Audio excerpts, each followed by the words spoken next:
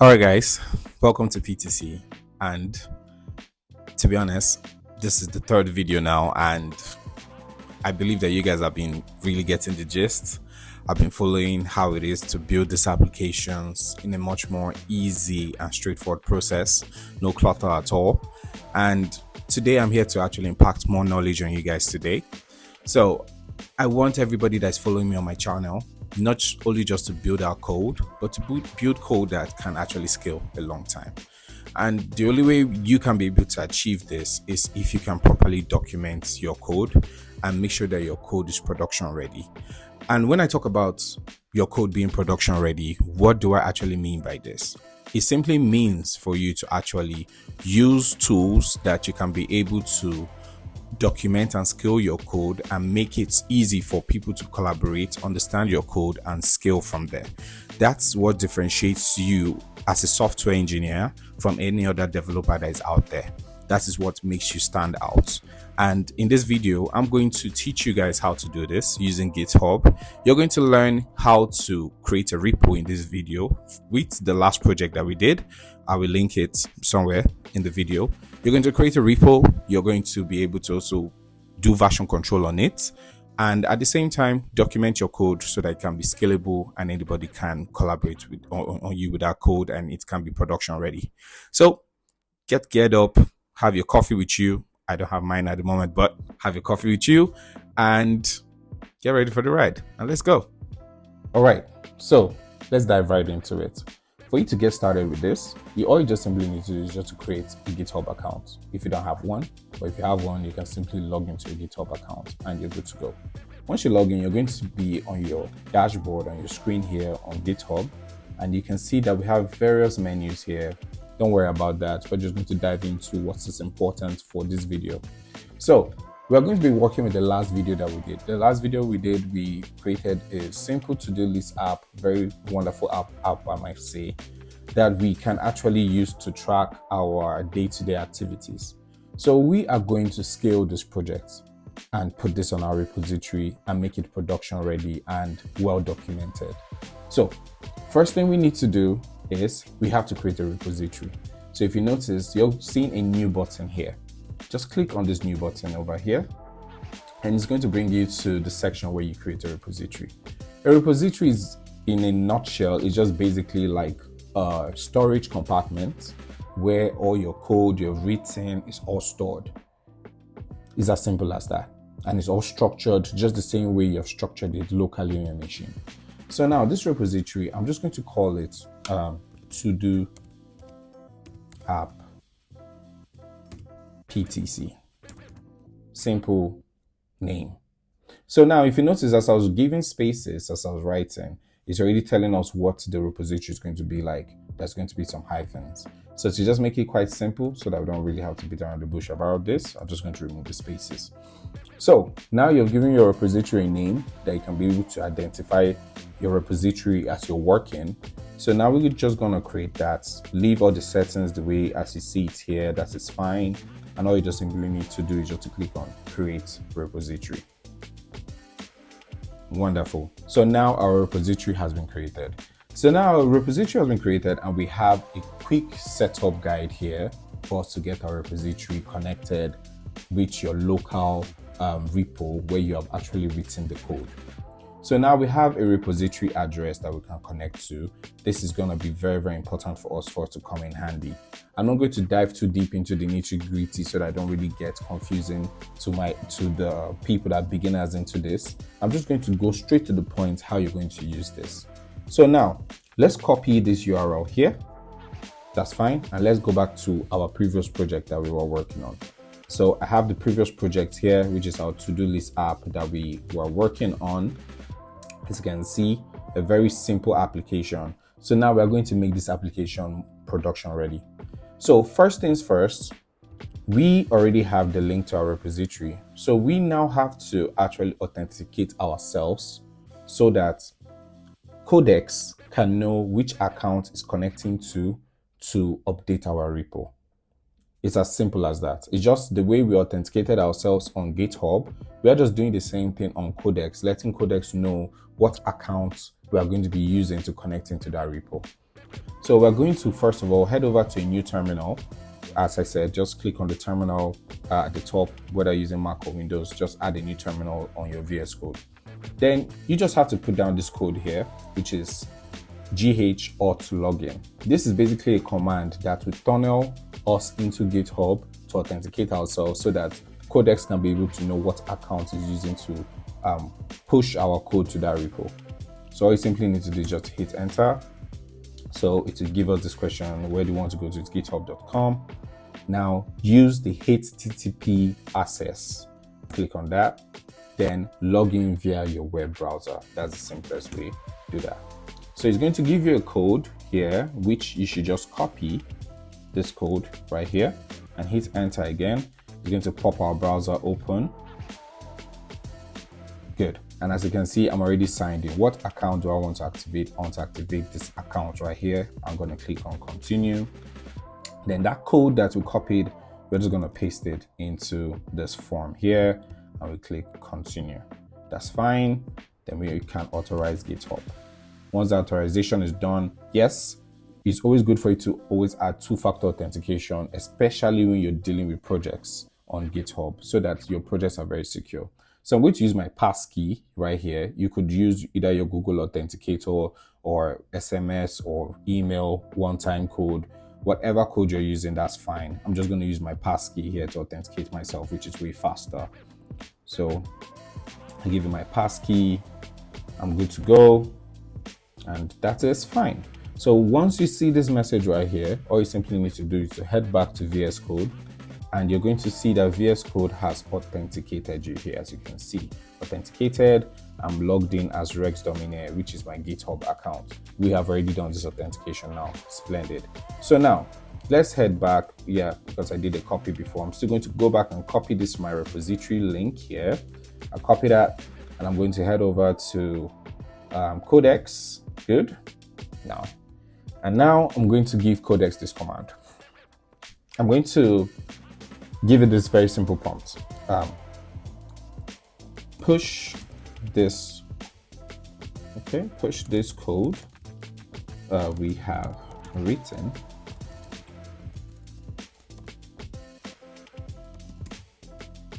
to this repo. Paste the link. Add a read.me file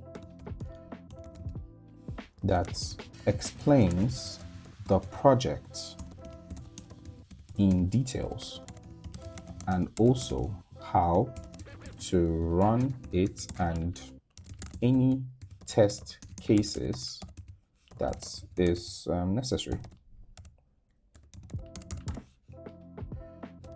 Simple.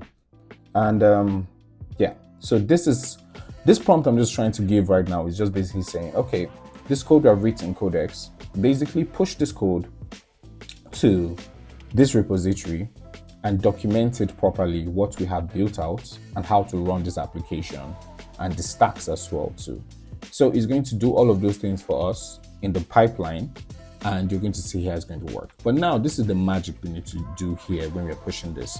We need to also instruct Codex. How do we want to push this code over to our repository? It's very simple. You're still going to do this via prompt. Easy peasy, lemon squeezy. So we just say use Git CLI to with elevated permissions to run this push. Good. Now, another very important thing we need to also bear in mind is this. Now we are pushing our code to our repo, which is a very, very simple thing to do with Codex. But now we need to also think further as a software engineer right now. In the future, what if I want to make more updates to this application? Do I want to be making updates in the repository? And let's say, for instance, now I'm pushing a very huge update to this application and I'm only working on one section of the repository. It simply means that repo, anytime I'm pushing any code, there's always going to be a little bit of, okay, the site has to be reloaded all over again. every time you're pushing new updates. So thinking further as a software engineer, this is where you now have to put a kind of compartment, and in this case in GitHub it's called branches. You need to have this kind of compartment where you can have your code, where you can play around with it, make updates in that compartment, test them out. Once they're actually good and they are working very, very well, you can now push it to the main compartment where the code now lives and people can interact with the application. So in GitHub, these compartments are called branches. So we are going to do something like that over here. So we don't want it to be that when we're pushing the code to, when every time we're making updates to our code, we're going to be having some form of delay to our end users. We just want it to be that when we want to test out our new features, we can test it out in a safe environment, like in a safe compartment. And when we are very sure that everything is all good, we can now move it to the main compartment. Very simple like that. So how I'm going to do this also in prompt is like this. Now with elevator permission, run this push, and also create two branches. In this case, the branches are the compartments. The first branch is the main branch for production,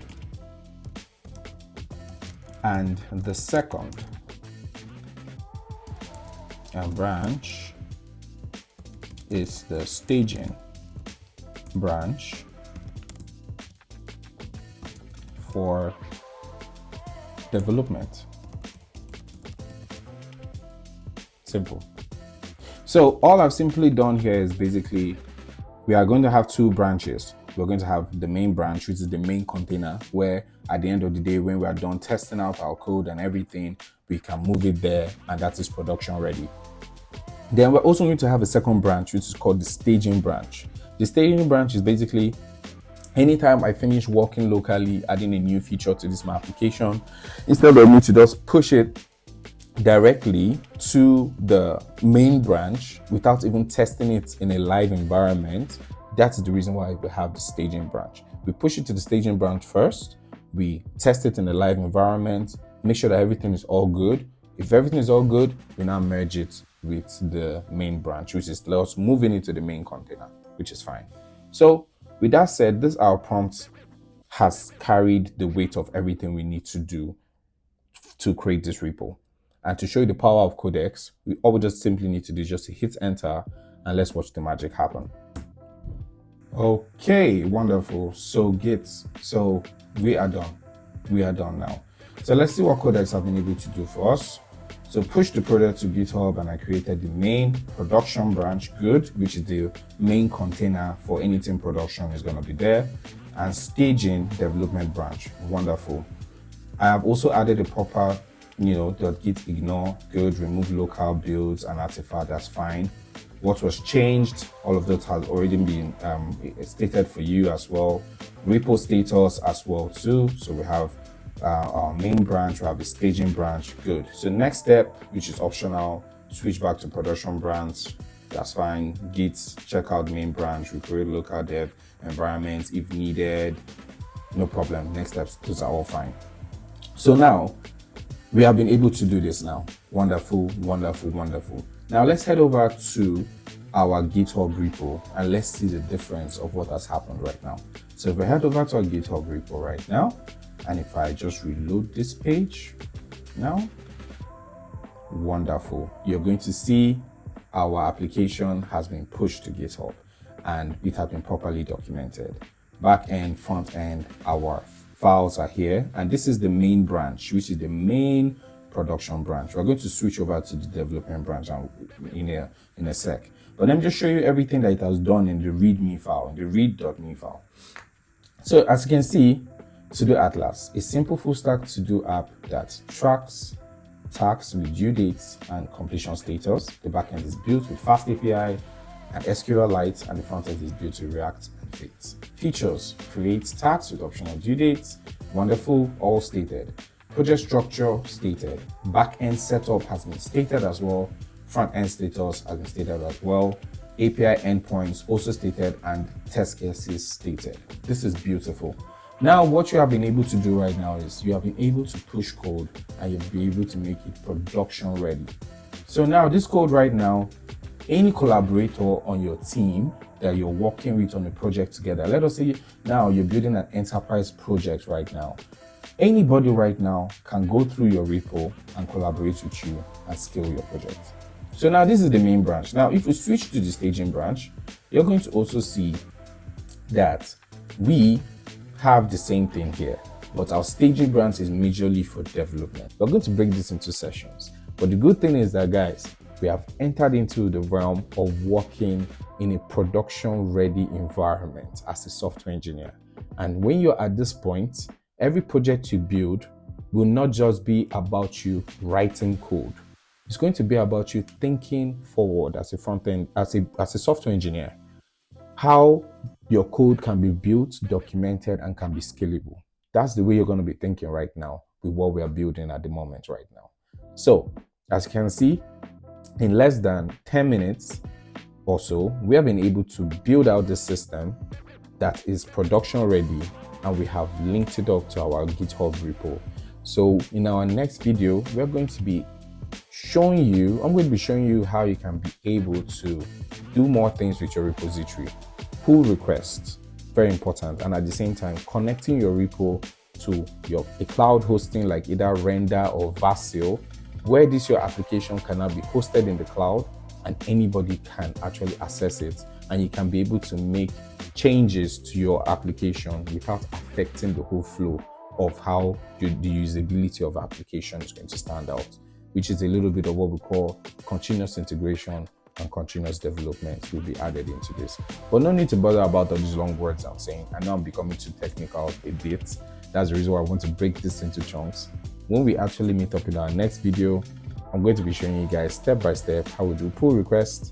Then doing our pull request, we can now move on to other things, then hosting it on cloud applications. Thank you guys again for joining me again with PTC. Hope to see you guys in the next one. And as usual, peace and stay blessed.